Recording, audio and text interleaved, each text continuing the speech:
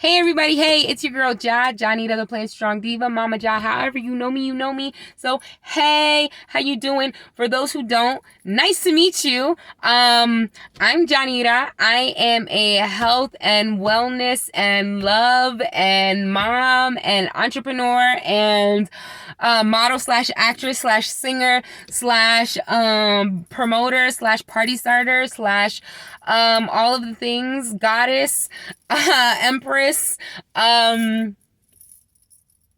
ooh, see, all things. Hi, I'm all things, and it's nice to meet you. And today we're going to be talking about pursuing surgical means to improve the quality of your life. So in 6 days, I will be having what is called a paniculectomy. Okay, or a panty is what sometimes referred to, or even an apron surgery.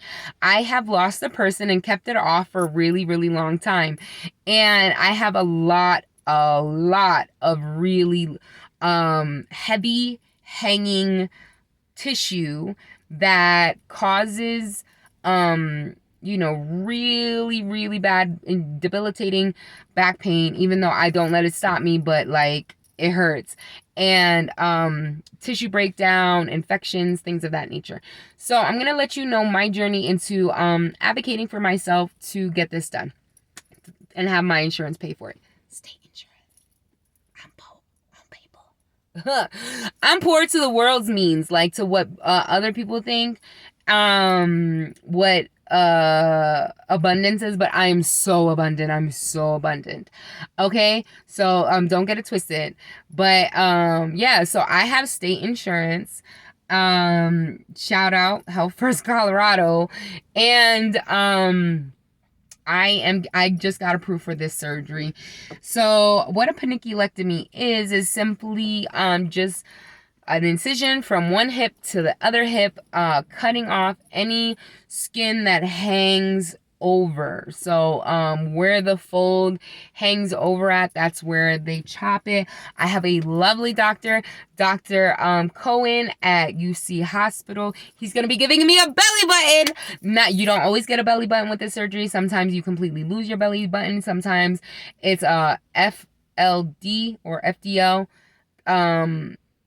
paniculectomy, where they like cut you a long cut and then they bring everything in. That's more like a closer to a tummy tuck as well. There's a couple different tummy tucks, but my income tax did not come. I'm still waiting for my taxes, and I'm still waiting for my stimuluses. And my plan was to be like, if I had that extra money the 2 weeks before surgery, because it had to be 2 weeks before surgery, I would pay for the full tummy tuck experience. But I'm giving you real life paniculectomy fantasy, and I've worked really hard, and I love the shape of my body as is right now. So I know whatever Dr. Cohen's gonna do is just gonna be like so what the steps that I took to advocate for myself to get this surgery was, number one, I looked at my insurance plan and to see if they even covered anything like this in the first place. So that is going to be the first place you want to start if you are interested in pursuing a similar journey. Check and see if your insurance covers it, because it's no point in bringing it up to your doctor to have it submitted to your insurance if the insurance doesn't cover it. So if your insurance does cover it, yay! That is the first step in your victory lap. Number two, make an appointment with your primary care doctor. And it would be beneficial to have that appointment during a time where you are having what I call skin crisis. So a skin crisis can look like an infection. It can look like an abrasion. It often feels like a burn. It could be like cellulitis, if you have cellulitis where the tissue breaks down, and it can cause a physical like sickness.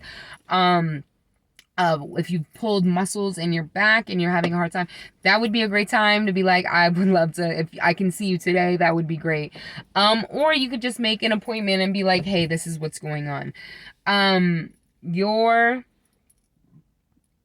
Excuse me, I'm burping up this green juice.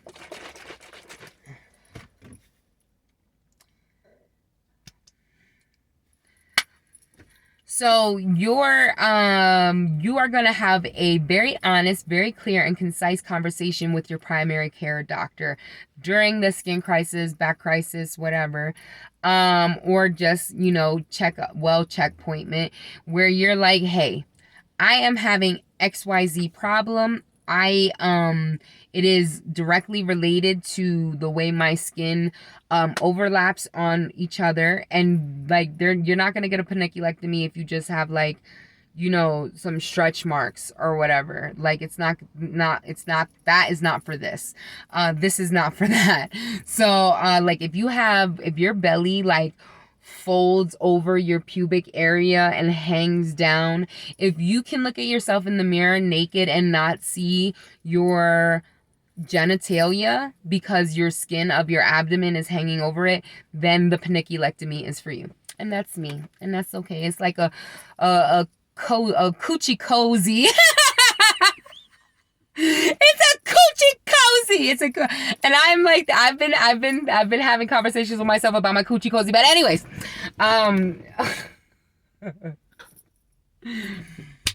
so if you have a coochie cozy, you could talk to your doctor about this. Like, hey, I'm having infections. I am having back pain. I'm having this. I'm having that. I'm interested in pursuing this surgery. I would like a referral for this paniculectomy.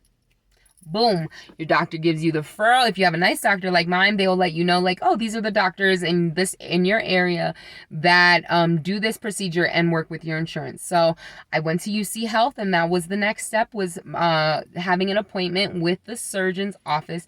You probably won't see the surgeon at first. You may see a PA, you may see an assistant or whatever. They're gonna take your general information. Now, this is where I tripped myself up, but everything happens for a reason, and maybe I had my experience to save you some time. So I gave during the initial consultation, I gave way too much information. I'm a talker, if you can tell. I gave way too much information, and I let them know that I was actually smaller at one point than I am now. But like, I don't have the desire to be as small as I was, and it's causing me a problem now. So all I needed to let them know was like how much weight I had lost. They might have some requirements. You might have had to lose weight already, or be at goal weight for a certain amount of time, be under a certain BMI, and have 4 months of documentation. Whenever you have even the inkling or the thought that you are going to pursue this, start documenting. Whenever you have an infection, take a picture from the first day until it clears up. Every single day, and how your infection progresses. That way, when you do go to the surgeon and they're like, hey, we need this documentation, you don't have to wait 4 months. You already have it available to you. And depending on who your doctor is or what system is set up at that hospital, they may have a patient portal, and that's what I use to submit all of my videos, my pictures, documentations, everything. And to be perfectly honest, my insurance denied me the first time because I was 30 or 40 pounds over my previous weight. And I was like, wait, that has nothing to do with anything. You know what I mean? So if you do get denied, I would recommend going back to your surgeon and being like, hey, I got denied. What else do I need? Going back to your primary care doctor when you are having a skin crisis. Hey, I'm having a skin crisis. I would like to be prescribed some type of medication in the meantime. That way you have a paper trail, because insurance companies love spending more money to spend money. So when they have a paper, oh, well, patient X, Y, and Z, they had this medication, they went to go see the doctor. If you have a chiropractor that's covered under your insurance, go to the chiropractor. That's one thing I'm hoping to get done before Tuesday, just one alignment, because that would be so good. And then you have a paper trail so that when you resubmit to the insurance, they have all of the evidence that they need to make a really clear and concise decision. And then when they do, yay, another celebration, and you will schedule your surgery. There's going to be a pre-op appointment, and my pre-op appointment is tomorrow. And then I will be letting you know what happens pre-op, and then we'll be documenting the rest as it goes. So I love you guys. Thank you for being on this journey with me. I appreciate y'all. If you have any questions, comment them below. I'll try to give you as much information as I possibly can. Much love, and taking good care. to everybody who is everybody, who's everybody, because we are all things. All right. I love you. Have a great day. Bye.